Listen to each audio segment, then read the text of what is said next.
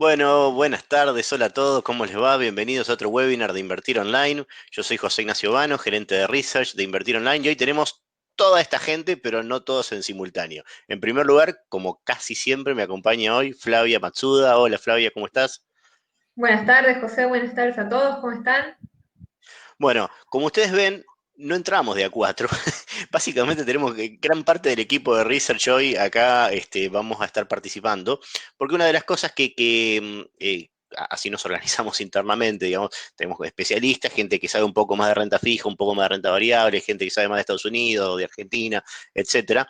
Entonces, para hacer más divertida la charla también, para hacerlo más rico, no tan monótono de estar solamente Flavia y yo, lo que vamos a hacer es a lo largo de la charla, cuando llegue el tema específico para analizar, ahí lo vamos a invitar, lo traemos un ratito a Ignacio Solari, ustedes lo conocen, bueno, por estos webinars y también por los reportes de análisis técnico y la teleconferencia de análisis técnico que hace todas las semanas.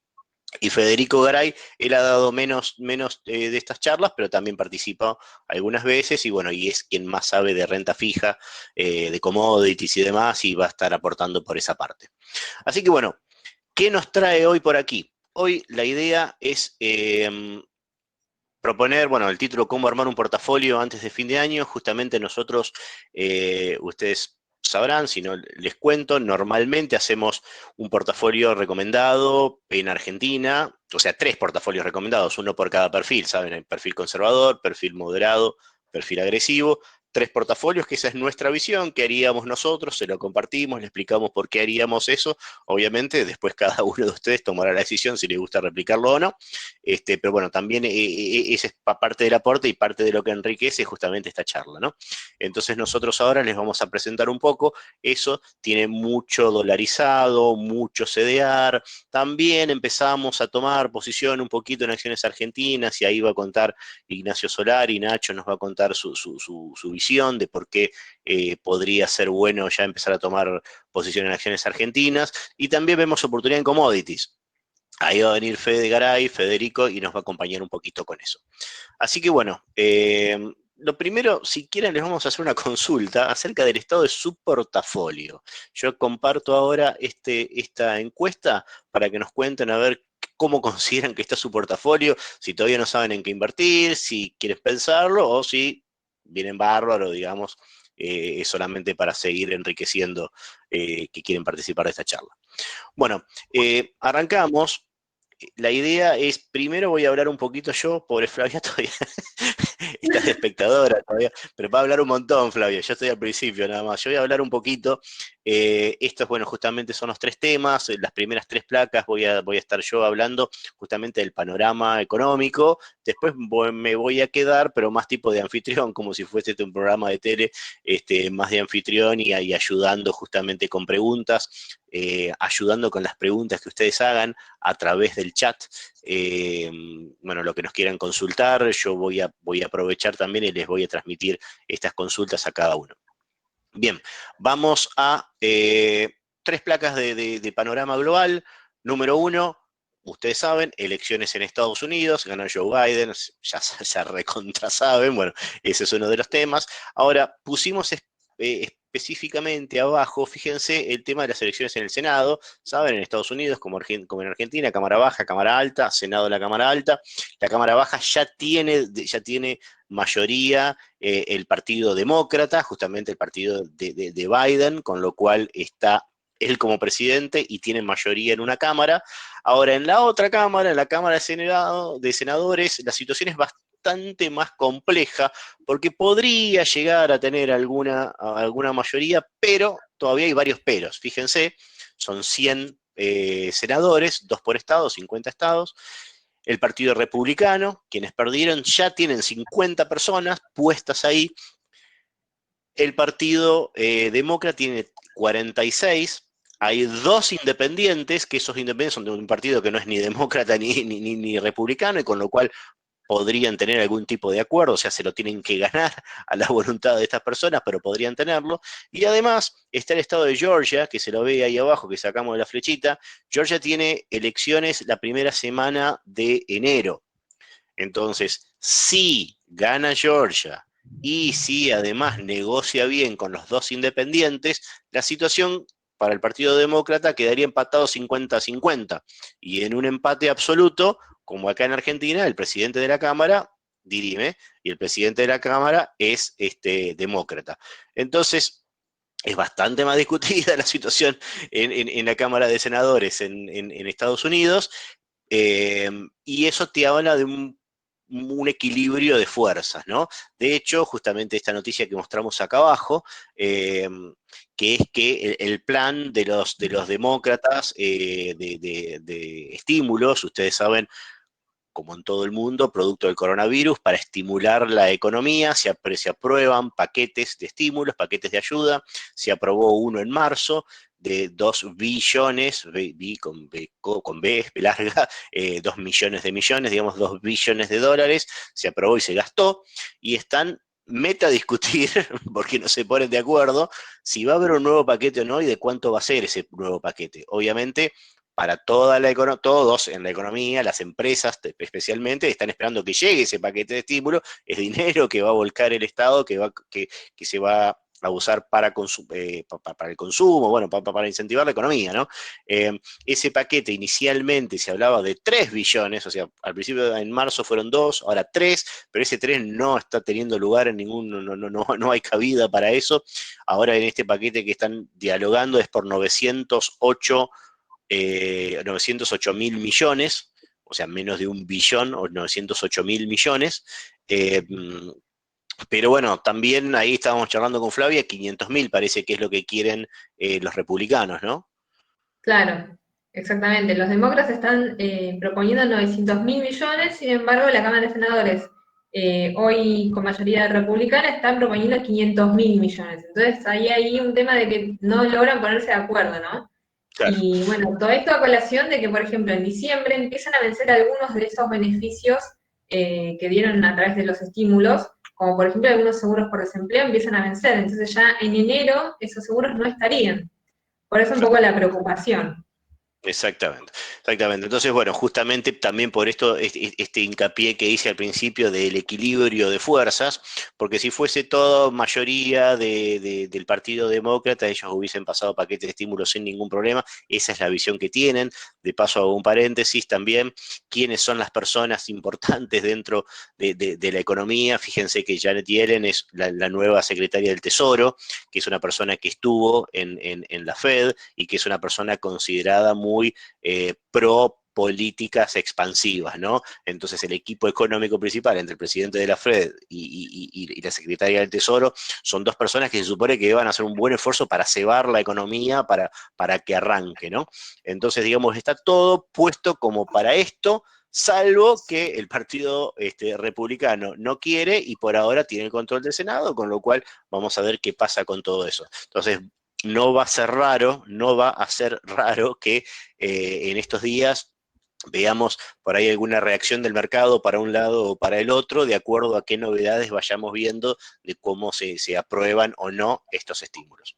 Eso por un lado en Estados Unidos. ¿Cómo viene recuperando Estados Unidos?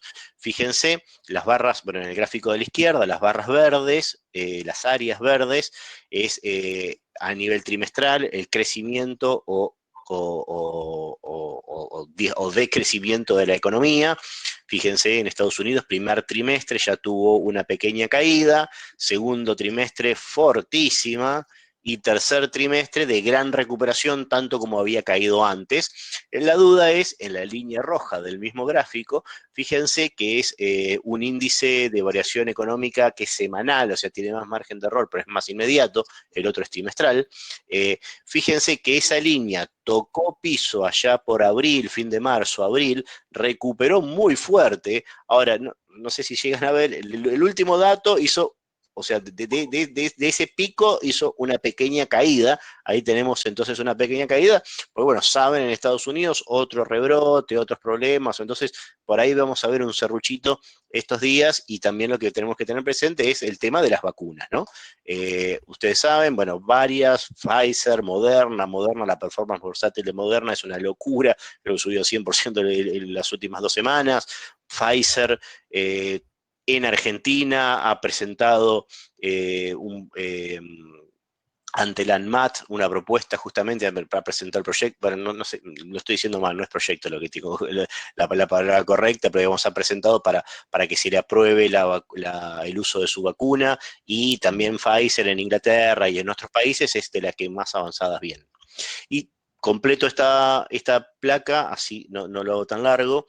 Fíjense, otros indicadores de Estados Unidos es el empleo. Fíjense, acá tenemos dos cosas. Los pedidos de subsidio, ustedes saben, pedidos de subsidios en Estados Unidos, me quedo, si soy trabajador en blanco, me quedo sin trabajo, muestro que me quedé sin trabajo y me dan un subsidio por un tiempo mientras siga buscando trabajo. Fíjense que esa cantidad de pedidos de subsidio prácticamente no había nada hasta febrero, y de golpe pegó un salto infernal, y después cayó mucho, y ahora está más o menos, estos son, la escala es en miles, ¿no? Esto es 1 millón. Eh, Mientras que la tasa de desempleo, que es la liñita verde, también en Estados Unidos, eso tiene una condición es súper abierta, es re fácil echar a alguien, pero también eso hace que después sea muy fácil contratar, porque no tenés que pensar tanto. Entonces, fíjense, venía de pleno empleo, una zona de más o menos 3,5% de desempleo, en un par de semanas, de 3% de desempleo se fueron a arriba de 15% de desempleo. Es una locura eso, pero así de rápido empezaron nuevamente las contrataciones, y ahora están por una zona más o menos de 7% de desempleo. O sea, ¿qué estoy diciendo con todo esto? Estados Unidos tocó fondo en marzo, empezó a recuperar bastante, todavía está lejos de la capacidad máxima plena que tenía por allá por principio de año, pero tiene una tendencia bastante fuerte a la recuperación. Y para hablar de Argentina, porque este portafolio nosotros estamos pensando en Argentina, obviamente tienen buena posición de CDRs, por eso también introdujimos lo que pasa en Estados Unidos, porque justamente los CDRs básicamente son acciones del exterior, con lo cual también nos interesaba aquello, por eso esas dos placas anteriores. Pero ¿qué está pasando acá en Argentina? Bueno, vemos en realidad Argentina, ya sabemos, golpeado, fíjense, la actividad económica, el EMAE, que es la placa de la izquierda, desde valores desde 2018, comenzó a caer, se estabilizó, pero se estabilizó bastante por debajo de lo que eran los valores de 2018, y después el golpe de gracia que fue coronavirus, caída fuerte y recuperación, o sea, similar a lo que vimos, ¿no? Acá en Estados Unidos, esa B corta que se ve en Estados Unidos, también la vemos acá en Argentina, pero nosotros entiendo que todavía estamos un poquito más lejos de la plena recuperación. Y acerca de la inflación, el otro flagelo que tiene Argentina, uno de los otros flagelos que tiene Argentina, el gráfico también se condice con lo que pasó con la actividad, ¿no? Entonces, no es que Argentina resolvió el problema de inflación, sino por temas de cantidad de liquidez que uno aceptaba tener en el bolsillo y demás, también consecuencia de la pandemia, se frenó bastante, aparte temas de la medición propia del índice, ¿no? Piensen ustedes que para componer el índice de inflación, por ejemplo, se relevan precios de teatros que están cerrados o de cines que están cerrados, entonces hay muchas referencias que como no hay, se mantiene el precio anterior. Entonces, atentos con esto, que lo que sí se está relevando del índice de inflación es bastante alta, lo sabrán mejor que yo, vayan a la verdulería, vayan a cualquier lado y se dan cuenta que la inflación no está tan calma, solamente que con cómo se compone el índice hay algunas cosas que lo reflejan más o menos. ¿Qué tenemos ahora?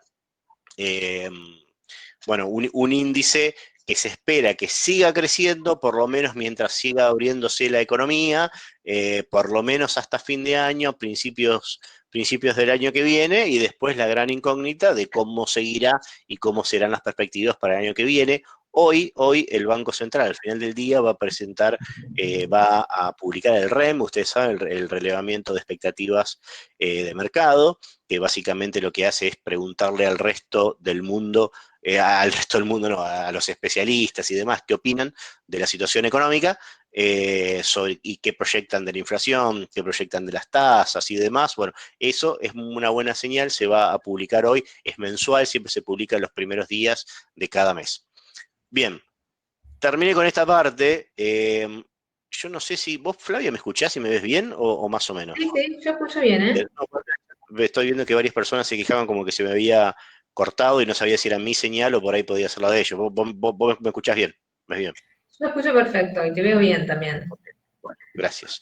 Bueno, yo terminé con esta previa, digamos. Ahora lo que importa es lo que va a contar Flavia, que es justamente los tres perfiles de portafolio, ¿no? Sí, como siempre tenemos tres perfiles, ¿no? Conservador, moderado y agresivo. Vamos a comenzar por el conservador. Gracias por el contexto que nos diste, José. Nosotros venimos en los últimos meses con portafolios, más allá, ¿no?, de los diferentes perfiles de cada inversor, venimos con una posición en portafolio más conservadora o con mucha más cautela que en otros momentos, ¿no?, dependiendo del ciclo económico y sobre todo por el impacto que tuvo la pandemia. Entonces, más allá de que todavía vemos cierta volatilidad, como mencionabas vos, José, bueno, cómo fue el PBI o cómo viene el desempleo en Estados Unidos, por ejemplo, que viene rebotando, pero este mes o en las últimas semanas se vio una pequeña caída, nada significativo, ¿sí? O que todavía falta por definirse las elecciones en Georgia, ¿sí?, que le van a dar o no la mayoría o ese poder que necesita a Biden. Pero creemos que gran parte de la volatilidad, o sea, como que viene bajando un poco la volatilidad. Por un lado, las elecciones ya pasaron, ya sabemos que el presidente va a ser Joe Biden. Tampoco hubo tanto lío como se esperaba al principio, se temía con el tema de Trump, ¿no? De que si iba a aceptar o no la derrota, cómo iba a ser el traspaso. Por ahora las cosas vienen dentro de todo bien. Y por el otro lado, tenemos muchas buenas noticias respecto de las vacunas, de los avances, ¿no? Ya sabemos que la semana que viene se empieza a aplicar en Inglaterra o en Escocia y también en Rusia. Entonces, son buenas noticias de alguna forma. Vemos que hay volatilidad, pero viene cayendo un poquito. Entonces, en ese contexto lo que decidimos fue, bueno, por ejemplo, para el portafolio conservador, armemos un portafolio conservador, pero digamos, bajemos un poquito la cautela porque veníamos con demasiada cautela, ¿sí? Entonces, por ejemplo, el portafolio conservador tiene, el mes pasado le habíamos puesto un 50% de liquidez, esta vez lo bajamos un 5%, tampoco tanto, pero lo bajamos un poquitito, ¿no? De a poquito. En general, ¿sí? Cuando uno mire la distribución por clases de activos, un perfil conservador tiene entre un 35 40% de renta variable y un 55-60% de renta fija. Entonces, en este caso, lo que hicimos fue, bueno, respetar eso, un 35% de renta variable, y el 65% restante, en vez de hacer todo renta fija, dado que en Argentina los instrumentos que disponemos de renta fija no son esa renta fija que uno busca de alta calidad crediticia, entonces lo que hicimos fue, bueno, bajar ese porcentaje y dijimos, bueno, vamos a poner solamente un 20% en renta fija y el resto vamos a posicionarnos en liquidez. En este caso, la ventaja es que la liquidez no es estrictamente líquido, sino que tiene un porcentaje chiquito, pero nos remunera un interés, ¿no? Por esos saldos líquidos. En el caso de los pesos, que solamente posicionamos un 5%, la tasa está alrededor del 24% anual, y en el caso de la remuneración en dólares, que es el 40% del portafolio, hay una tasa del 0,5%, que ustedes dirán, bueno, parece poco, ¿no? Pero en realidad, en el mundo desarrollado, un 0,5% es una muy buena tasa de interés. ¿Sí? Sobre todo que es un saldo líquido. Yo no tengo que salir a vender el bono como si fuera un bono de Estados Unidos, sino que yo lo tengo disponible para cuando lo quiera usar. ¿Sí? Esa es una gran ventaja. Entonces, bueno, dentro de lo que es,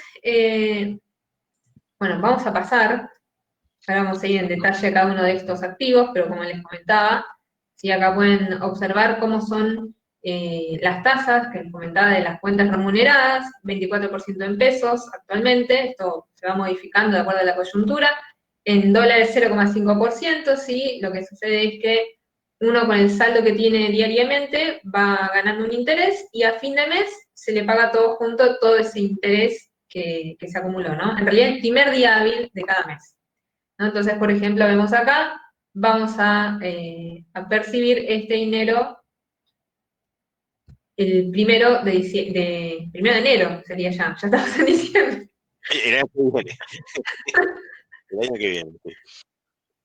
Ya estamos en diciembre, bueno.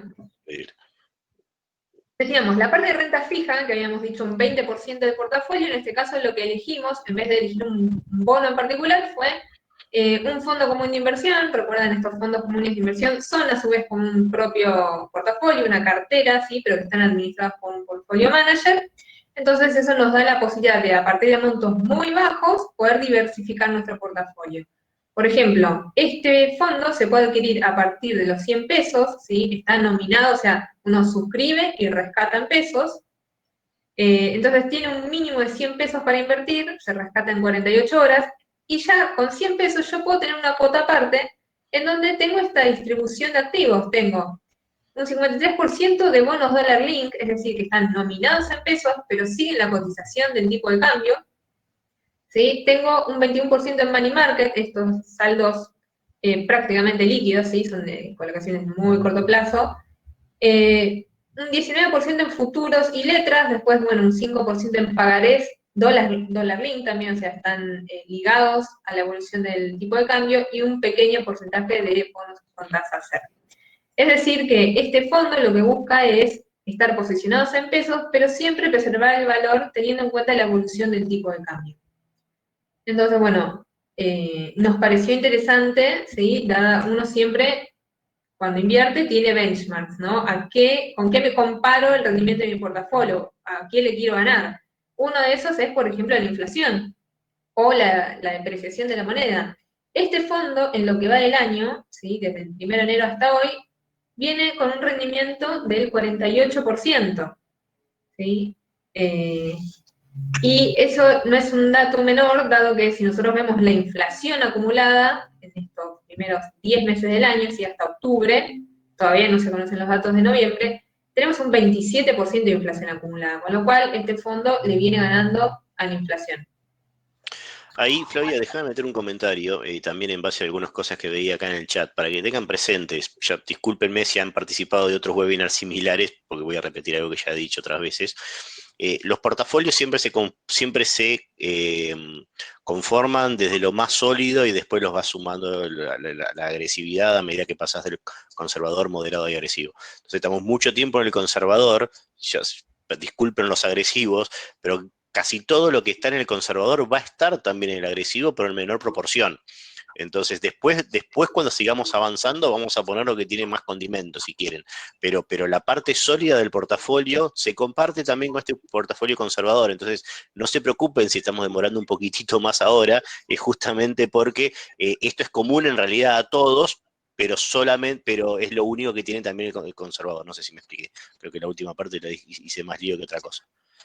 No, perfecto, José. O sea, la idea siempre es esta. No es que que los inversores agresivos invierten solamente en instrumentos agresivos y los inversores conservadores solamente invierten en instrumentos conservadores, sino que los dos pueden invertir en todo tipo de activos, ¿sí? Un conservador, fíjense que nosotros le habíamos puesto también renta variable, ¿sí? Al portafolio conservador, o sea, Claro. acciones. Después van a ver más adelante que el portafolio agresivo también tiene instrumentos conservadores, ¿sí? El tema es cómo los combinamos, en qué proporción invertimos cada uno de esos activos, cómo los combinamos y cómo se correlacionan, ¿sí? Cuáles son los drivers, si son los mismos factores que afectan a estos instrumentos. La idea siempre es diversificar. Si yo armo todo mi portafolio con diferentes instrumentos, pero que están todos ligados al mismo factor, por ejemplo, inflación, o todos están ligados a devaluación, o todos están ligados a que se apruebe o no una ley, entonces ahí en realidad no estoy diversificando tanto, más allá de que sean diferentes tipos de instrumentos. Sí, pero la idea del conservador agresivo siempre es cómo combino los diferentes instrumentos. Pero como decía José, por eso se comparten, muchas veces son los mismos instrumentos. Que es lo que sucede acá también, ¿no? Pero bueno, vamos a ir avanzando para no quedarnos sin tiempo.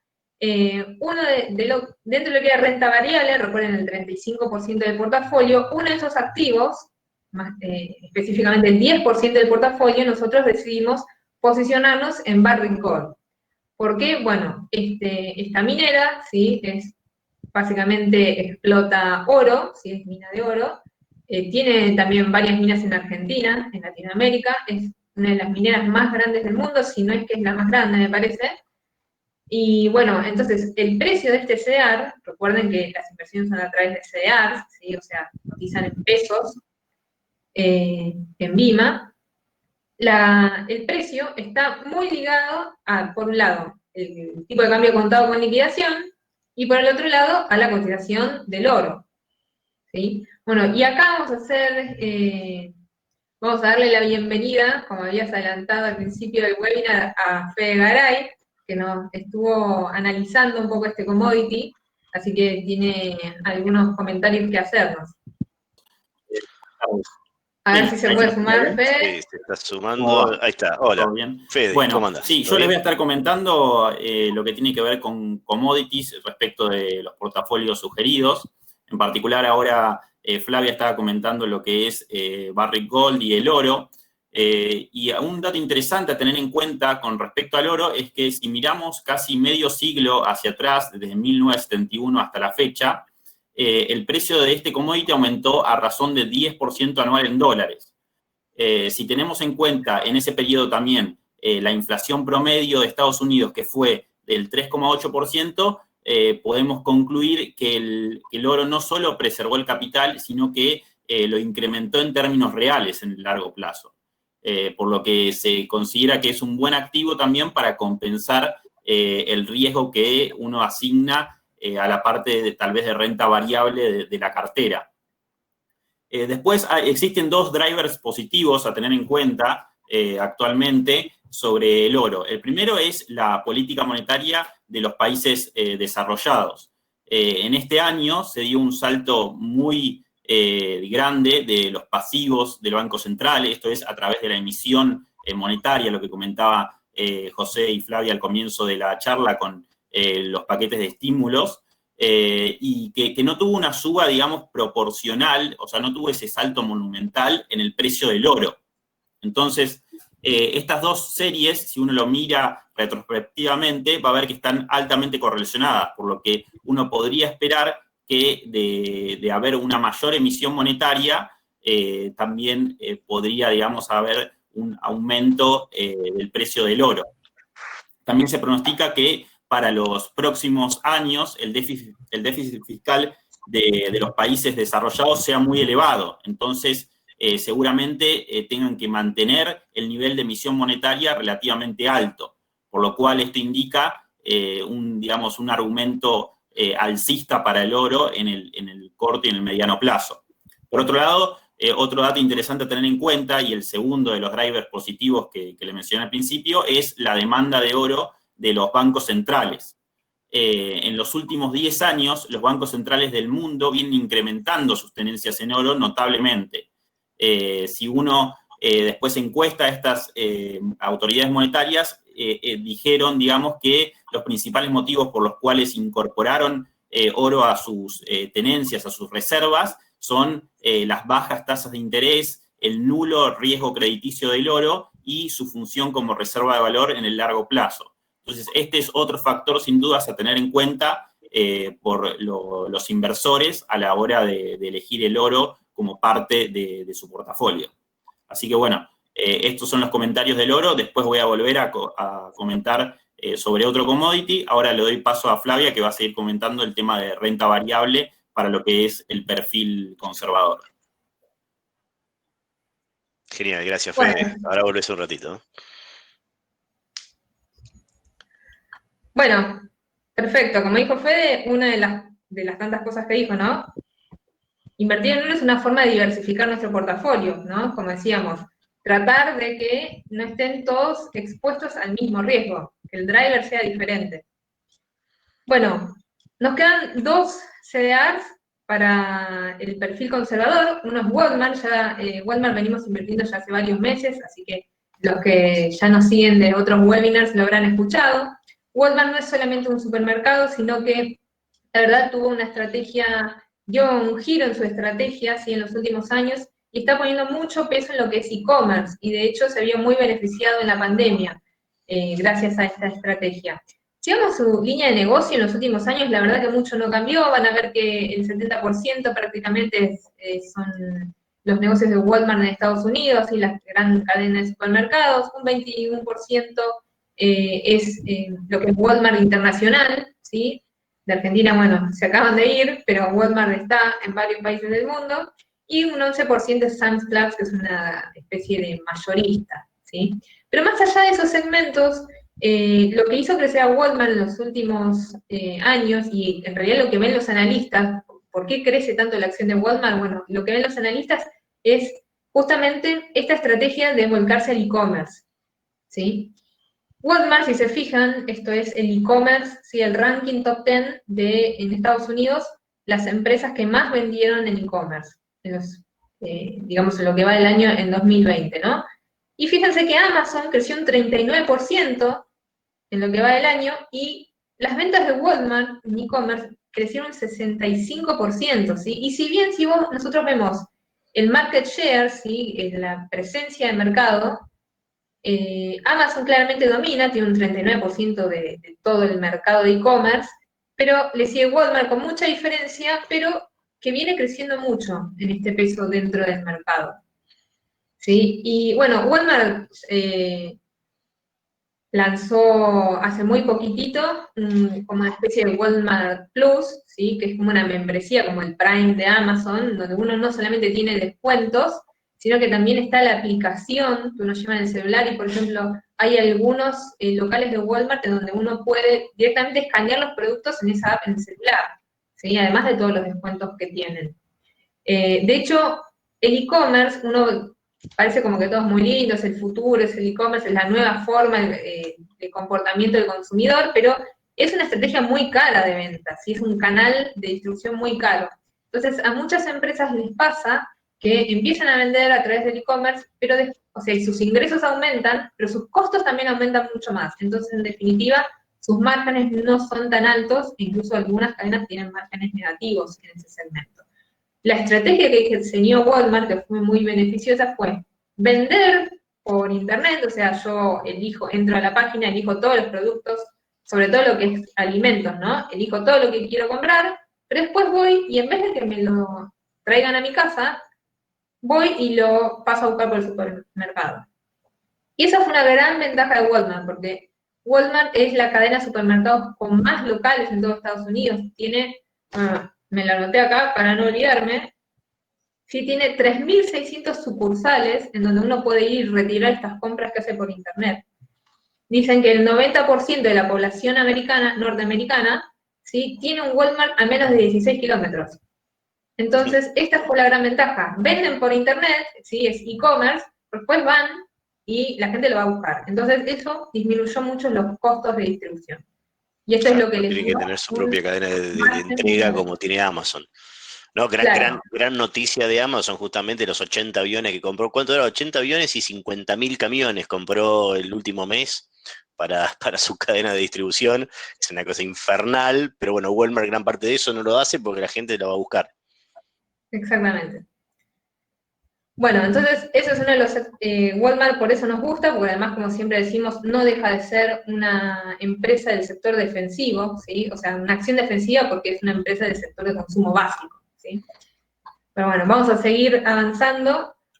Otra de las compañías, ¿sí? Que en este caso incorporamos este mes, es la acción de Coca-Cola, ¿sí? Es una acción que se dice que es blue chip, es una empresa de valor, porque tiene muchos años en el mercado, ¿sí? Coca-Cola, no sé si me lo anoté por acá, o sea, es una empresa que tiene más de un siglo de historia, ¿sí? Y de hecho cotiza en Wall Street desde 1919, más o menos, entonces una empresa con mucha historia, muy estable, ¿sí? No tiene esas grandes variaciones, obviamente, ¿no? El ciclo económico le afecta, pero menos que a otras empresas.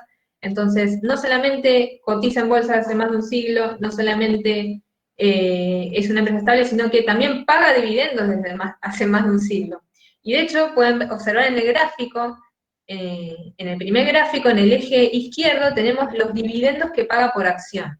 Y fíjense cómo viene creciendo, no lo mostramos, pero en realidad desde los últimos 55 años vienen creciendo los dividendos.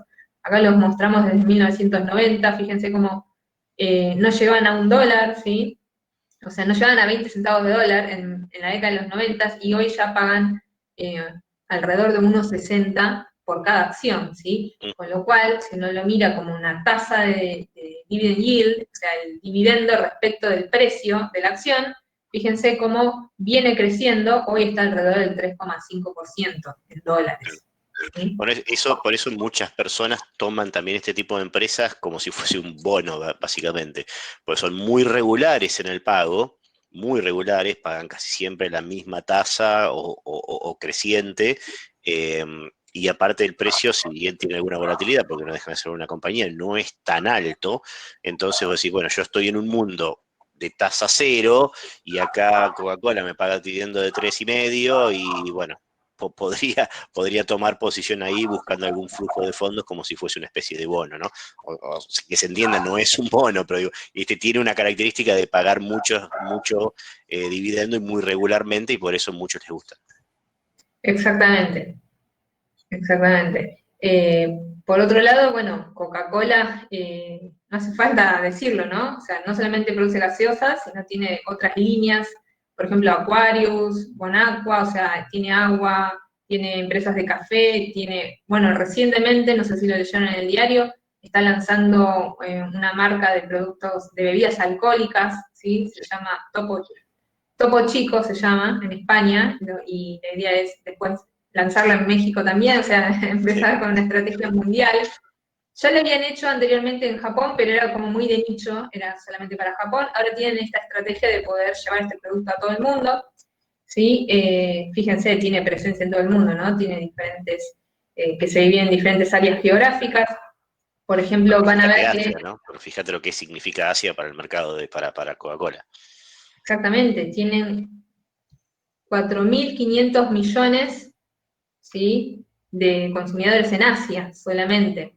Entonces, bueno, eso es lo que está muy diversificada geográficamente, diversificada en sus productos, ¿sí? Claro. Y tiene esta ventaja que con su fórmula mágica, que está guardada bajo no sé cuántas llaves, que tiene un alto poder de poder establecer el precio, ¿sí? Ellos marcan el precio de referencia, porque ellos tienen el producto de referencia del mercado, digamos, Claro, ¿no? claro. Bueno, y tienen, por ejemplo, también otros segmentos, además, que son de embotelladoras.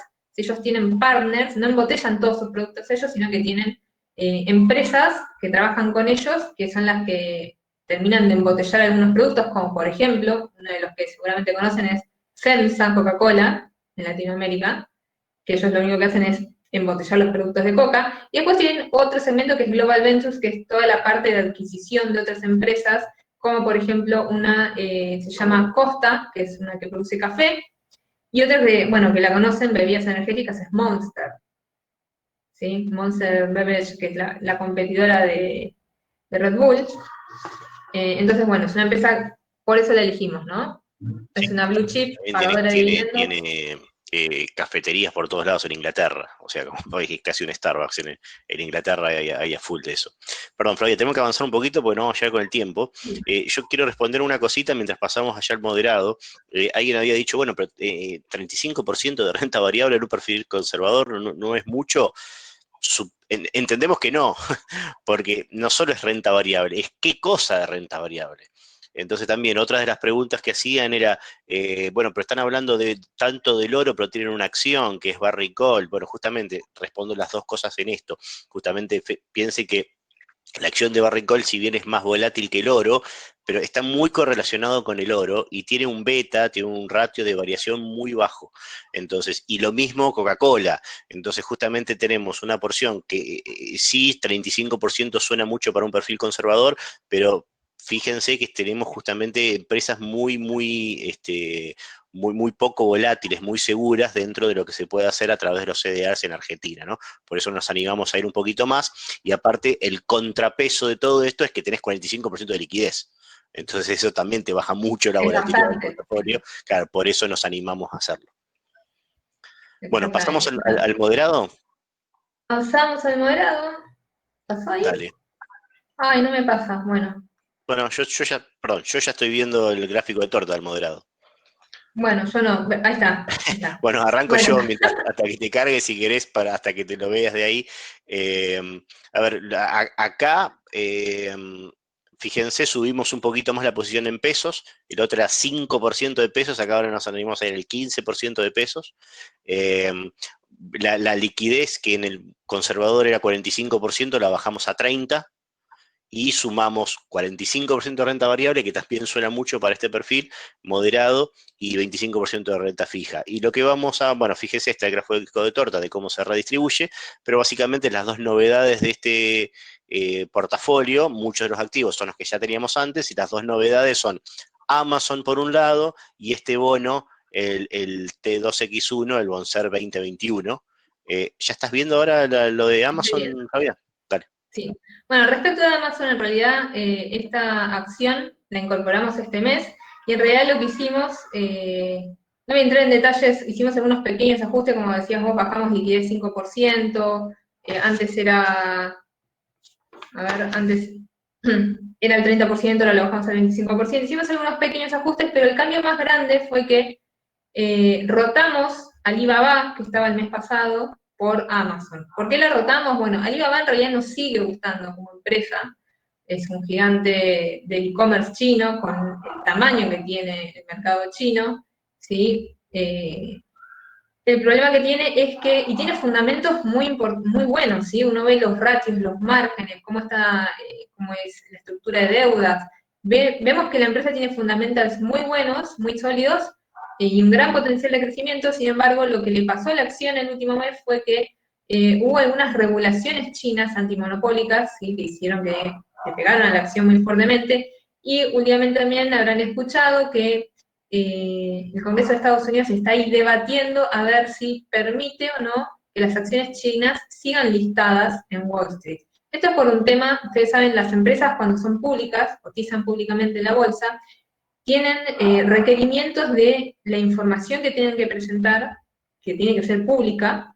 Ustedes saben, en Argentina, todas las empresas que cotizan en bolsa tienen que presentar sus balances, sus estados contables, y otra información más también a la CNB. Ustedes si entran a la CNB van a encontrar toda esa información pública, de hecho la van a encontrar en las páginas de cada una de las empresas, ¿sí? Entonces hay toda una serie de requisitos legales de información que tiene que ser pública y de cómo la tienen que presentar. Hay un tema ahí con un debate con China, entonces bueno, por eso es que la acción se vio tan golpeada las últimas semanas, y por eso decidimos asumir esa pérdida y rotar esa posición por la de Amazon, ¿sí? Que es la competidora. No son Sí, exactamente iguales, para eso nosotros hicimos un informe especial, lo que la pueden encontrar en nuestro sitio. Sí, José. perdón, déjame meter un comentario. Porque sí, en realidad debatimos bastante si cambiar Alibaba por Amazon o no. Porque si vos mirás solamente los fundamentals, si bien nos gustan los dos, Alibaba nos gustaba más. De hecho, en el portafolio del mes pasado pusimos Alibaba y nos gustan más desde todos los números. Lo que pasa es que como tiene este riesgo político de que se apruebe o no algunas cosas para que operen en Estados Unidos, de que cómo se va a tomar justamente la regulación en China, esto que explicaba Flavia, dijimos, mejor sacarlo del portafolio, evitar esta volatilidad o este riesgo extrínseco, porque no es algo que dependa de la empresa, y por eso pasamos a Amazon. Entonces, si ustedes creen que no hay un riesgo político, nos gustaría más Alibaba, pero nos pareció prudente no tenerlo. Por eso justamente este cambio por Amazon, que también es excelente la empresa, ¿no? Por eso lo pusimos acá. Sí, no deja de ser una gran empresa Amazon, ¿no? O sea, si pueden ver acá, lo que van a ver son los segmentos que tiene y van a ver cómo se fue diversificando, fue incorporando nuevos segmentos a lo largo de los años. Y, por ejemplo, Amazon compra productos y los revende en sus sitios, ¿sí? Eso sigue representando más del 50% de sus ingresos. También tiene una parte en donde terceros pueden vender sus productos, como Mercado Libre, ¿sí? Mercado Libre, cada uno vende sus productos. Y después, bueno, el tercer segmento más importante es el de la nube, ¿no? El que ven en turquesa, el AWS, es el segmento que le presta servicio a todas las empresas, digamos, que para guardar los datos en la nube. En donde compite con Microsoft, con Google, por ejemplo. El cuarto sector o línea de negocio, que son las suscripciones, que parece algo como no tan significante, en realidad juega un papel muy importante dentro de la estrategia de la empresa, porque todo lo que es Amazon Prime no es solamente tener descuentos, la entrega en un día o gratis, o no es solamente ver películas, sino que, bueno, Bezos lo describió así, dijo, ganar un Globo de Oro, ¿sí? Nos permitió aumentar la venta de zapatos. ¿Por qué? Porque ellos demostraron que todos los que tienen suscripción Prime, ¿sí? consumen mucho más que los que no tienen suscripción Prime. Si no se trata solamente de ver películas. Entonces, esa inversión que hacen en producir películas, por ejemplo, o en todo el costo, ¿no?, que tiene toda esa membresía Prime, en realidad hace que ellos puedan vender mucho más en su canal, digamos, la parte de e-commerce. Claro. Bueno, vamos a seguir avanzando. Dijimos de la parte de renta fija del portafolio, en este caso es el bono con SER 2021, como vos le decías, ya lo tenemos el mes pasado ya lo teníamos este bono, sí lo estamos manteniendo. Este es un bono, los bonos ajustados por SER son los bonos que ajustan su capital por inflación, ¿sí? Entonces, de alguna manera, lo que buscamos con este instrumento es protegernos contra el aumento de precios.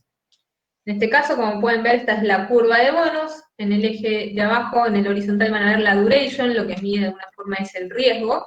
Entonces, cuanto más nos alejamos, vamos a tener más riesgo. Y en el eje Y tenemos la TIR, esto es el rendimiento de los bonos. Lo que elegimos fue el bono menos riesgoso, ¿sí? El más cortito, ven acá, el T2X1. Sí, está más a la izquierda. ¿No? ¿Flecha? ¿El mouse? No se ve. No, no la vemos. No, bueno. El primer bono que aparece de izquierda a derecha es el T2X1, justamente el de menor duration, ¿sí? Y que tiene o sea, si vemos la relación entre duration y rentabilidad, nos parece muy interesante, y vamos al bono como más, o menos riesgoso, ¿sí? El más corto. Sí, ahí en Bueno, algún momento también habíamos hablado del TC21, son más o menos lo mismo, ¿no? No es bastante análogo uno u otro. En algún momento uno rinde un poquitito más que otro y por ahí vamos cambiando de uno a otro, pero el concepto de por qué lo elegimos no cambia entre el T2X1 y el TC21, ¿no? exactamente, es ir a la parte más corta de la curva, básicamente. Ujú, ujú. Esa es la estrategia ahora. Bien, estamos medio corto de tiempo, Flavia, ¿eh? Sí, Bueno, vamos portafolio agresivo. Acá le voy a dar otra vez la bienvenida a Nacho y a Fede. No sé en qué orden van a querer participar, pero básicamente fíjense que, como decías, tenemos los mismos instrumentos, ¿sí? Tenemos liquidez, tenemos el mismo fondo retorno total que habíamos mencionado, el bono con SER 2021, ¿sí? Los mismos CDRs, Barrick Gold, Walmart y Amazon, y acá la novedad es el Premier Commodities y el Merval. ¿Sí? Claro, que entre Fede, por favor, así nos cuenta bien lo de commodities, y de paso le hago un par de preguntas más sobre oro que vi que había en el chat. Ah, perdón, en la presentación, en la siguiente es de... Ay, bueno, tendría que haber entrado Nacho. Bueno, Perdón. le damos la bienvenida a Nacho. Me da Nacho, perdón. Perdón, sí, vamos a hablar. Buenas. Primero vamos a ver esto, justamente esta parte de la del ¿Cómo va? verbal. Ahora sí. Nacho, ¿cómo estás? Venía yo primero. Perdón. No, acá Nacho se la va a jugar. Hay un acuerdo en todo, no lo quiero mandar al horno a él y decir como que es cosa de él, digamos, hay un acuerdo, sabemos todo lo que estamos diciendo, pero Nacho nos va a contar por qué hay que empezar a comprar acciones tiraste argentinas. una presión, pero... No, bueno, hay todo un análisis, ¿no? En esto. Bueno, primero, buenas tardes a todos, como siempre es un placer compartir los webinars con ustedes. Y bueno, como les comentaba José y Flavia, yo les voy a hablar un poco del mercado argentino, de acciones. Primero me gustaría que hagamos una mirada histórica del índice S&P Merval, ¿no es cierto? Si nosotros lo miráramos en pesos, como bueno, solemos verlo, el rendimiento de las últimas décadas, tomamos como referencia del principio de los 90, fue enorme, fue mayor al 9.000% en pesos, ¿eh? Entonces, una inversión... De hecho, y ahora está en zona de máximos en los 56.000 puntos. Si Entonces, viendo esa rentabilidad, es muy buena. Pero ¿qué pasa? En Argentina en los últimos años tuvimos recesión tras recesión, niveles altos de inflación, default, devaluación muy fuerte de nuestra moneda. Entonces, teniendo en cuenta todo esto, surge más relevante ver a este índice medido en dólares, para tener una mejor idea si estamos perdiendo o ganando plata, ¿no es cierto? Entonces, eso es lo que estamos viendo en esta placa, ¿no es cierto? El índice Merval medido en dólares al tipo de cambio contado por liquidación. Entonces, si vemos un inversor que invirtió a principios de los 90 y ahora va a ver en su cuenta cuánto tiene en dólares, lo que va a ver es que perdió plata en realidad, ¿no es cierto? Pero bueno, a pesar de esto, si vemos de nuevo la trayectoria histórica, la zona de los 300 puntos es una zona de mínimos relevante muy importante para el mercado argentino. De hecho, mirando del 2000 para adelante, esta zona de los 300 puntos la quebró a la baja solamente en la crisis del 2001 y en la crisis financiera global del año 2008, ¿no es cierto? Es un comportamiento bastante cíclico, ¿no? Bastante lateral, lo que vemos en el gráfico. Bueno, en el a partir del 2016 aproximadamente, después de la victoria de Macri, ahí empezamos a ver un salto importante en las cotizaciones, medidas en dólares, bueno, justamente porque el mercado se empezó a cargar de mucho optimismo y había mucha expectativa de un cambio de rumbo, ¿no es cierto? Sin embargo, a partir del 2018, cuando volvemos a entrar en una recesión, ahí, bueno, hubo un cambio de expectativa fuerte y empezamos a ver caídas más fuertes que, bueno, el año pasado se profundizaron luego del resultado de las elecciones PASO, que era algo que no esperaba el mercado, y nuevamente, hoy en día nos encontramos con una nueva crisis económica muy importante a nivel global, que, bueno, casi sin precedentes en la historia del mundo, y nuevamente se vuelve a perforar el mínimo de los 300 puntos, ¿no es cierto? Entonces, ahora es cuando estamos en un momento que podemos pensar si se va a repetir la historia o no. Si vemos el pasado, una vez que se alcanzó el mínimo en el 2001 y en el 2018, cuando empezamos a ver una mejora en la economía, los rendimientos fueron enormes. Con un horizonte de largo plazo y hasta el próximo máximo alcanzado, ¿no es cierto? A partir del 2001 fue un rendimiento mayor al 800% en dólares y del 2008 mayor al 300%.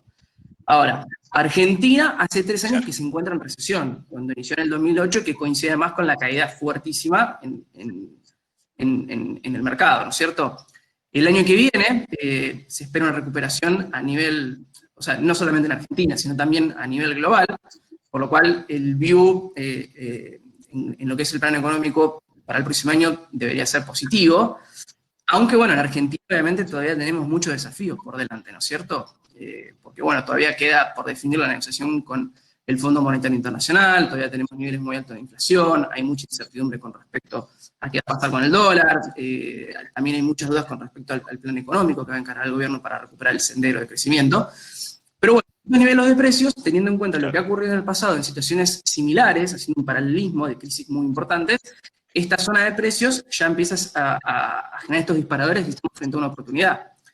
Y haciendo una comparación del índice Merval, ¿no? Como para hacer un contraste de lo que es nuestra historia con los principales índices bursátiles de otros países de la región, como bueno, acá en el gráfico tenemos a Brasil, a México, a Chile, bueno, también hacemos la comparación con Estados Unidos, que está el índice de S&P 500, somos como la oveja negra, ¿no? De lo que es América, es como que nosotros somos la línea verde de abajo, como pueden ver que, bueno, obviamente en las últimas casi 3 décadas tuvimos estas pérdidas, las bolsas de otros países sí registraron una ganancia, por lo menos, ¿no? Con mucha volatilidad en algunos casos, como por ejemplo el de Brasil, pero sí hubo ganancia. Bueno, esto es producto, el caso argentino, de todos estos desequilibrios macroeconómicos que les acabo de mencionar. Pero lo importante es que estamos en una zona de mínimos que es muy importante en el mercado argentino, o por lo menos eso nos ha demostrado la historia.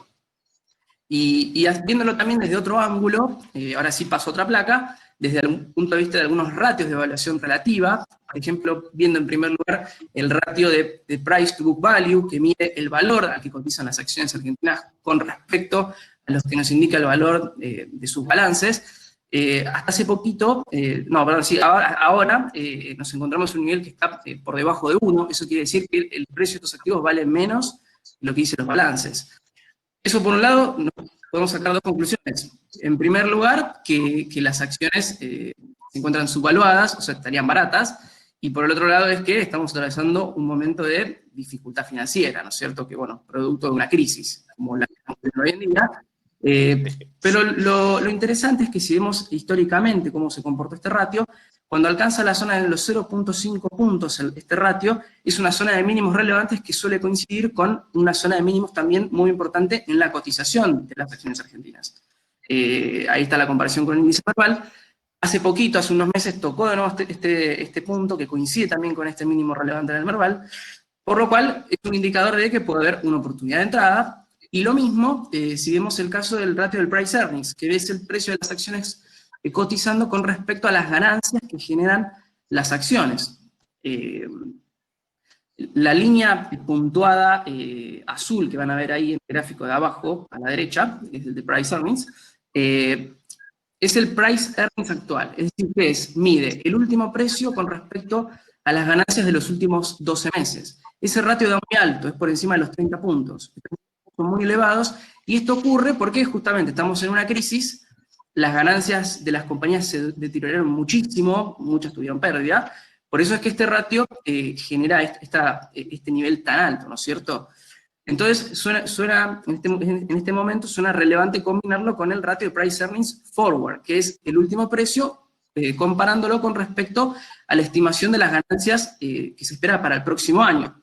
Entonces, si vamos a ver esto, que ahí está graficado con la línea violeta, este ratio da muchísimo menor, da por debajo de 10 puntos, y también algo muy interesante es que cuando este ratio alcanza la zona de los 5 puntos, es una zona de mínimos relevantes que también coincide con la zona de mínimos del índice Merval medio en dólares. Por lo cual, ambos ratios también nos dan, mirándolo desde el punto de vista de lo que nos dicen los precios, comparándolo con algunos de los fundamentos económicos, haciendo una evaluación relativa, también nos da que el precio estaría barato, ¿no es cierto? Y habría una oportunidad de compra. Ahora bien, tengamos en cuenta que en el 2001, por ejemplo, el Merval medio en dólares cayó por debajo de los 100 puntos. O sea, todavía, si tomamos como referencia el mínimo más importante que tuvo este indicador, nos encontramos lejos, tiene margen para seguir cayendo. Sin embargo, por la zona de debajo de los 300 puntos, ya nos parece atractivo empezar a armar posición con un horizonte de largo plazo. No para el corto plazo, justamente por esto, porque todavía, como les comenté, quedan muchos desafíos por superar para el país. Y bueno, y ustedes me preguntarán, bueno, ¿cómo hago para invertir en este índice? ¿Cómo hago para invertir en el Merval? Porque no existen acciones del Merval cotizando en el mercado argentino, ¿no es cierto? Bueno, un approach que se puede hacer para tratar de replicar esto es a través de un fondo común de inversión. A través de Invertir Online nosotros contamos con el fondo Premier Renta Variable, que invierte en las principales acciones que componen el índice Merval. Bueno, acá en el gráfico que ven en esta placa pueden ver el comportamiento, que es la línea verde con respecto a la línea violeta, que es el índice S&P Merval. O sea, uno es la cotización del fondo y el otro es el valor del índice Merval. Pueden ver que a lo largo de los últimos años lo viene replicando bastante bien. Esto obviamente no es perfecto, pero es un approach que bueno, es bastante bueno para tratar de replicar este rendimiento. Pero bueno, por supuesto, tengan en cuenta, esto es con un horizonte de inversión de largo plazo, ya que el riesgo en el corto plazo es muy alto, hay mucha incertidumbre todavía. Por eso es que lo calibramos asignándole una participación del 10% en el portafolio agresivo. Y algo muy bueno de invertir a través del fondo es que lo pueden hacer con un capital mínimo de 100 pesos, y en caso de que ustedes necesiten disponer del dinero, lo pueden obtener a través de un rescate que lo van a ver acreditado en su cuenta en 48 horas hábiles. Pero de nuevo les repito, yo sugiero un horizonte de largo plazo. Bueno, ahí está. Claro, claro. Bueno, buenísimo. Ahí mientras estabas vos charlando, compartimos el reporte. O sea, todo esto se basa en un reporte. Lo pueden leer con mayor detenimiento si quieren. Es ese que compartimos. Si no, entran después a la parte de reportes del sitio y lo pueden bajar. Justamente es uno que se pregunta si es el momento de empezar a invertir en el índice Merval. A mí me pareció súper interesante lo que dijo Nacho, teniendo en cuenta justamente, a ver, no dejamos de reconocer que puede haber problemas, que la economía argentina no está en su mejor momento, digamos, por eso es solo para inversores agresivos, solo para quien pueda mantener una posición para largo plazo, digamos, entendemos todo eso, pero también cuando vemos solamente valores del índice medido en dólares, valores de este price earning, vuelvo un cachito, una placa, cuando ven esta línea violeta del price to book value, digamos, fíjense, es perfecto, digamos, cuando la línea violeta toca la línea 0,5, la otra línea verde, que es el índice Merval, se despega, es como que siempre pasa eso, y lo mismo con el otro gráfico, digamos. Entonces es como que hay todo un cúmulo de indicadores que te muestran que podría ser un buen momento para entrar. Entonces, con la cautela que corresponda y según la tolerancia al riesgo de cada uno, ya nos pareció oportuno empezar a ponerlo, y sí sin ninguna preponderancia especial de ningún sector, por eso nos pareció hacerlo directamente a través de este fondo. Bueno, así que bueno. No, creo que ¿Algo más, hay Nacho? todo, así que bueno, bueno, muchas con sus inversiones. Cedo la palabra para... Nos vemos. Gracias. Gracias, Bueno, Nacho. nos Buenísimo. queda el último activo, ¿no? Que tenemos el portafolio agresivo. Y en este caso, ahora sí, Ahora vuelve Fede. Ahora vuelve Fede para hablar de commodities. Él habló un pedacito recién, un ratito de oro. Y otro de los commodities súper interesante para tener presente ahora es la soja, ¿no? Pero, Fede, antes de meterte en la soja, te quiero hacer una pregunta de oro que vi que salió acá. Porque muchos dicen, bueno, pero el oro estaba $2.100 la onza y bajó a 1.800. ¿Qué pasa con esta baja, digamos? ¿Va a seguir bajando o por qué lo están poniendo ahora en el portafolio? Yo creo que es una posición en oro es muy importante para compensar el riesgo en otras posiciones como de renta variable, teniendo en cuenta la correlación negativa, ¿no? que suele haber a veces entre lo que es renta variable y oro. Y, digamos, siempre hay que estar atentos a si hay algún tipo de rebrote del coronavirus. Y además, digamos, el oro demostró ser en el largo plazo un buen activo para tener en cartera, incrementando el rendimiento ajustado por riesgo. Así que, más allá de la recomendación, digamos, del portafolio, siempre creo que es importante mantener una posición en oro, que se está viendo, digamos, también, tal vez ahí vi que comentaban lo de criptomonedas, pero, digamos, las criptomonedas son mucho más volátiles, y no es un activo que esté, digamos, que tenga un respaldo, todavía no es algo completamente, seguro. El oro, digamos, ya tiene una tradición y una historia que lo avala, y creo que es importante mantener una posición en oro todavía. Claro. Bien, acá, perdón, otra pregunta, me preguntaban cómo se compra el índice Merval en dólares. No se compra el índice Merval en dólares, eso pasa que vos lo medís en dólares cuando lo que vale el índice Merval lo dividís por tipo de cambio, pero si justamente te pasa que, suponete, un tipo de cambio sube 10% y el Merval sube 20%, si vos estás subido en el índice Merval le vas a ganar a dólares, entonces tenés una apreciación del Merval en dólares, ¿no? Pero bueno, soja, bueno, soja y en realidad, bueno, específicamente soja, porque también lo que vimos es una recuperación fenomenal del precio de la soja. La verdad que en este año tan particular, la soja tuvo un incremento en su precio, particularmente desde mayo. Hubo una escalada en el precio que fue hasta superar los $430 por tonelada en el mercado de futuros de Chicago. En los últimos 6 meses tuvo una suba del 38% en su cotización continua del contrato de futuro más próximo, según cada momento. Así que sí, sin dudas que es un activo a tener en cuenta y que viene con una tendencia alcista. En esta primera diapositiva vemos que para entender el mercado de soja basta con mirar 4 países, en particular 3 como productores, esto es Estados Unidos, Brasil y Argentina, que producen el 82% de la producción mundial de soja, y China, que como consumidor acapara el 60% de las importaciones, nada más y nada menos.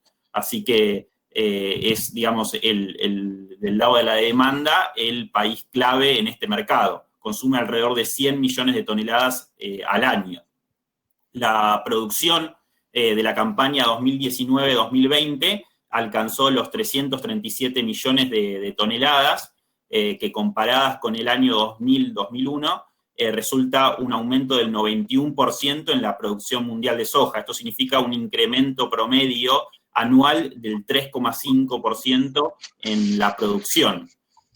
Por el otro lado, el Departamento de Agricultura de Estados Unidos proyecta que la producción para la campaña 2020-2021 sea de alrededor de 363 millones de toneladas a nivel mundial, y se erija como el mayor nivel de producción de la historia. Por otro lado, por el lado de la demanda, se espera que esta superaría por segundo año consecutivo a la oferta, lo cual haría que haya un recorte en las existencias finales. Bien, pasemos ahora a la siguiente placa. Ahí está. Pará, yo te paso. Acá, bueno, hay 3 factores, ¿no?, que impulsaron el precio internacional de la soja en este último tiempo, y que de mantenerse, digamos, le dan sostén e incluso una visión todavía alcista al precio de la soja. El primer factor es la fuerte demanda de China, que se reactivó a niveles pre-coronavirus, en octubre las importaciones aumentaron más de un 40% interanual y totalizaron 8 millones de toneladas en el mes. Por otro lado, más allá del contexto, digamos, actual de las importaciones y el coronavirus, lo que está detrás de estas crecientes importaciones que viene llevando adelante China con respecto a la soja es la transformación que está habiendo en la alimentación de la población china a partir de la exponencial y sostenida suba del PBI per cápita en los últimos 20 años de China, ¿no? que tiene tasas de crecimiento económico exorbitantes y que esto también se ve reflejado en el crecimiento PBI per cápita de ese país.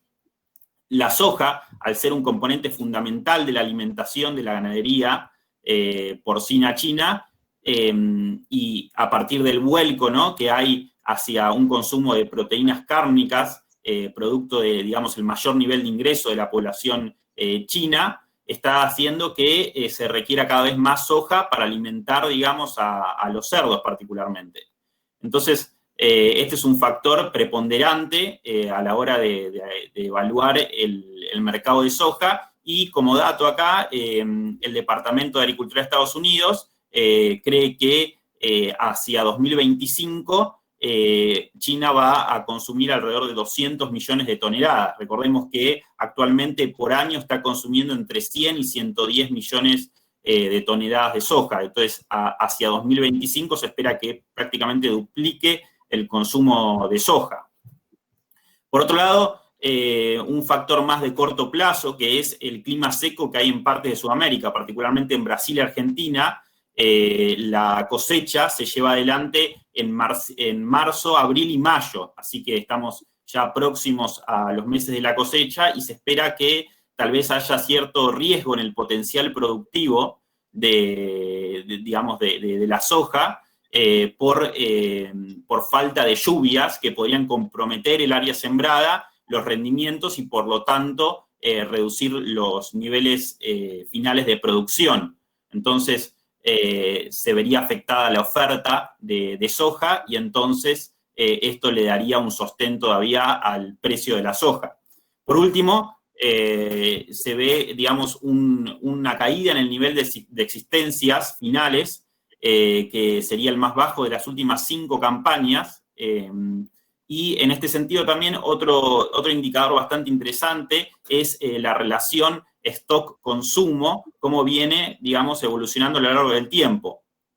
Para la campaña 2020-2021, esta relación caería por debajo de la media histórica y pasaría a ser el valor más bajo de los últimos 7 ciclos. Entonces, este comportamiento de las variables generaría también un sostén del precio de esta oleaginosa y fundamenta posibles subas en el futuro, ¿no?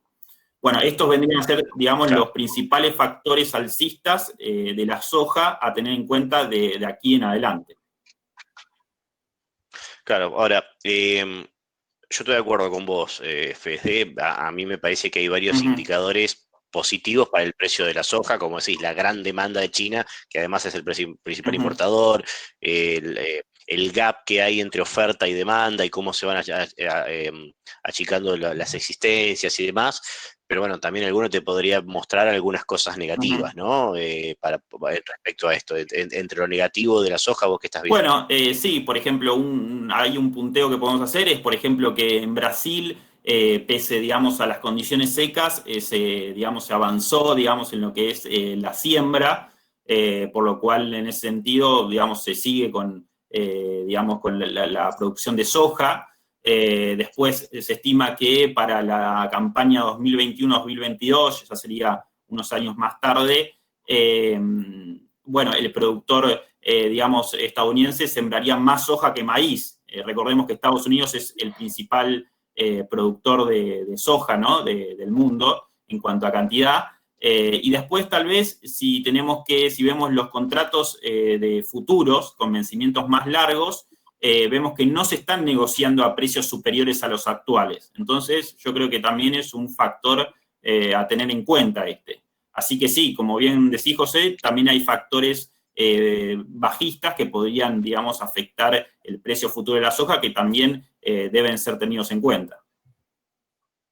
Claro. De todos modos, de nuevo, nuestra posición es que vemos buena perspectiva, por eso lo sumamos al portafolio recomendado. Obviamente no lo hubiésemos puesto si no vemos buenas perspectivas, especialmente tras el rally de los últimos meses, desde mayo hasta acá, y entendemos que el mejor modo de invertir es justamente a través de este fondo Premier Commodities. Sí, bueno, a través de invertir online se puede invertir en este fondo que tiene un 50% de la posición en futuro de soja y después también tiene posición en otros commodities como el oro, el petróleo y el hierro, el mineral de hierro, a través de los CDRs, particularmente a través de Barrick Gold, Petrobras y Vale. Así que sí, es digamos, un fondo muy interesante que viene teniendo un rendimiento en lo que va del año de un 82%, ¿no? Siendo uno de los fondos que con mejor rendimiento. Así que sin dudas que es un fondo a tener en cuenta y a tener en cartera para poder diversificar el portafolio y aumentar el rendimiento, ¿no? Ajustado por riesgo. Claro. Claro. Bueno, genial. Con esto terminamos de presentar todos los tres portafolios. Acá acabo de publicar para que, bueno, ustedes saben, nosotros publicamos un reporte de portafolios sugeridos de Argentina y otro de Estados Unidos. En este caso nos concentramos en el de Argentina. Ahí en ese link que acabo de poner van a poder bajar el reporte, leerlo tranquilo en caso que les haya quedado alguna duda o alguna cosa más para entender. Yo voy a aprovechar algunas preguntitas. Con esto, digamos, terminamos de presentar los portafolios, pero fui viendo algunas preguntas que surgieron y me quería meter un poco en esto. Una pregunta recurrente era sobre los bonos, sobre la L30. Bueno, voy a aprovechar, Fede, que vos estás acá. Justamente Fede es especialista en renta fija, así que quiero saber tu opinión sobre la L30. Sí, digamos, el AL30 tiene una tira actualmente del 17%, viene, digamos, bajando la cotización del dólar MEP, que vi que muchos también preguntaban ahí, con las intervenciones del Banco Central en el mercado de bonos. Creo que, digamos, es un buen momento para hacer dólar MEP en estos valores. Y por otro lado, para aquellos, digamos, inversores más agresivos, tanto el AL30 como el AL29, apostando, digamos, a algún tipo de recomposición, ¿no? de lo que es la economía argentina y de avances con la negociación con el FMI, puede ser una buena oportunidad posicionarse en el AL30, teniendo en cuenta que tiene una tasa interna de retorno muy alta comparada con otros países de la misma calidad crediticia. Claro. Sí, ahí tenés dos temas. Uno es el AL30 como instrumento de inversión y otro es el AL30 como puente para hacer dólar MEP. También mi opinión es estos valores de dólar MEP, o sea, fíjense que hoy el dólar MEP es más barato que el dólar oficial, porque el dólar oficial cuando sumás todos los impuestos te queda un peso por encima del dólar MEP. Entonces, estos valores de dólar MEP, estos valores de contado con liqui, a mí me suenan muy bajos, con lo cual, digamos, yo aprovecharía esta oportunidad, verdaderamente me parece súper importante. La otra es, bueno, compro AL30 porque me gusta para quedármelo. Ahí yo ya tengo más dudas, ¿no? Me parece que es una jugada riesgosa, las tasas son buenas, vos dijiste 17%, pero bueno, hay más dudas. A mí particularmente, para hacer una apuesta de Argentina y una apuesta de Argentina de largo plazo, yo prefiero posicionarnos en acciones, por eso básicamente de eso estuvimos hablando. Acá fíjense, hago un par de comentarios antes de cerrar. Uno de ellos es: acá tienen el próximo webinar. Hay algo que nos vienen preguntando insistentemente y con razón, digamos, está muy bien que nos vengan preguntando eso, es cómo impactan los impuestos en mis inversiones. Entonces, la semana que viene vamos a dar un webinar solamente para eso. Esto es abierto, entonces si quieren invitar a su amigo contador o a su contador para que les ayude con todo esto, invítenlo, está muy bien. porque en general es bastante difícil la liquidación impositiva bueno, de lo que son inversiones, y no siempre los contadores están muy al tanto de esto. Entonces la semana que viene vamos a hacer esta charla, no solamente, o sea, no la piensen como una charla tediosa para contadores, sino que va a ser una charla, pero en realidad hay ciertas cosas que uno también con su portafolio puede hacer para mejorar la performance cuando le incluís el efecto de los impuestos al rendimiento que vas a tener. Entonces se van a poder llevar buenos tips también de en qué les correspondería invertir. O sea, ¿me conviene más CDRs en Argentina o comprar la acción en Estados Unidos? ¿Me conviene el ADR o comprar la acción acá? Bueno, ese tipo de cosas lo van a ver a nivel impositivo, lo vamos a ver la semana que viene, e insisto, si quieren hagan extensiva la invitación a sus contadores, que seguramente se los van a agradecer porque es algo muy, muy buscado. Otra cosa, acabamos de preguntar, de publicar una encuesta. Como siempre, les agradeceré si nos deja su opinión acerca de qué le pareció este webinar, muy valioso para nosotros, a ver cómo les pareció y cómo lo podemos mejorar.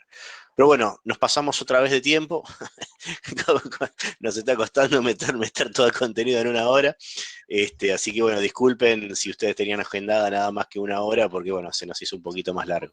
Pero bueno, ¿algo más, Flavia? ¿Te quedaste con ganas de contar algo? No, nada más. Me interesa a mí también el webinar de la semana que viene, así que yo me voy a anotar también.